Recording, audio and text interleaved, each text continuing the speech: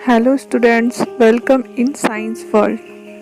हमने पिछले 2 वीडियो में जैव प्रक्रम भाग 1 और भाग 2 का अध्ययन किया था। आज हम इसके आगे भाग 3 पढ़ेंगे।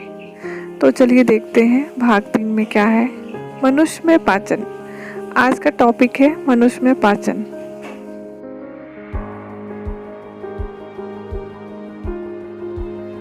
मनुष्य में भोजन को पचाने के लिए विभिन्न अंगों से होकर भोजन को गुजरना पड़ता है, जैसा कि आप इस चित्र में देख पा रहे हैं। भोजन को सबसे पहले छोटे छोटे टुकड़ों में दांत द्वारा तोड़ा जाता है। उसके बाद मुंह में कुछ जल जैसा पदार्थ निकलता है जिसे लार कहते हैं। लार में टाइलिन नाम का एंजाइम निकलता है। अब ये टाइलिन का क्या कार्य होता है? टाइलिन जो है कि कार्बोहाइड्रेट को ग्लूकोज में तोड़ता है। अब ये ग्लूकोज क्या बला है? तो चलिए आपको बताते हैं ग्लूकोज क्या है। ग्लूकोज जो है कार्बोहाइड्रेट की इकाई होती है।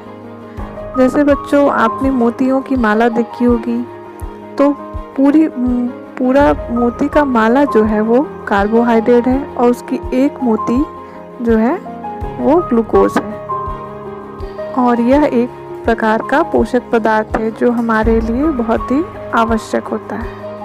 अब भोजन मुख से अमाशय में आता है।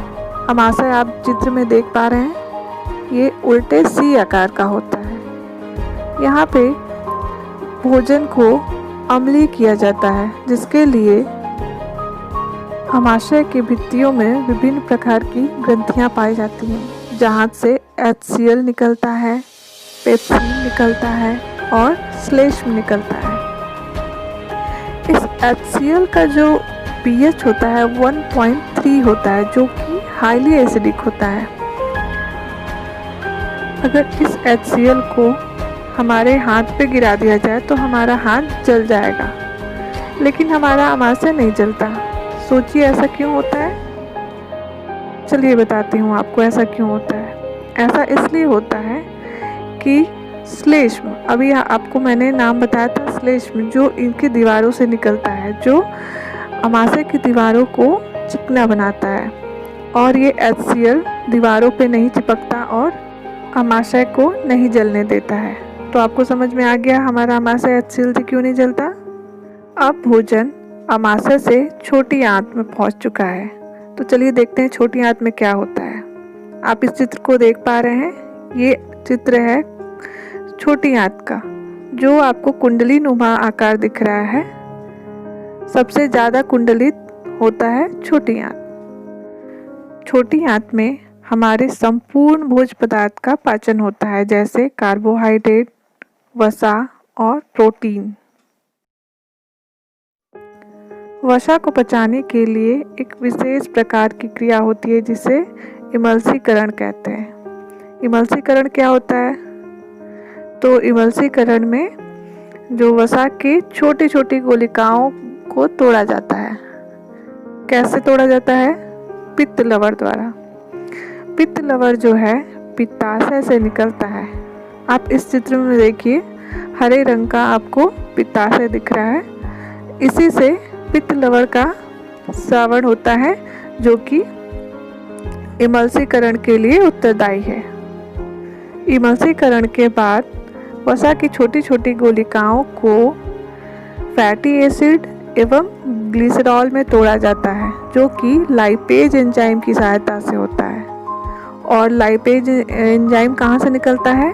अग्नाशय से। आप इस चित्र में देख पा रहे हैं अग्नाशय, इसी की सहायता से लाइपेज एंजाइम का स्रावण होता है, जो कि वसा को तोड़ता है।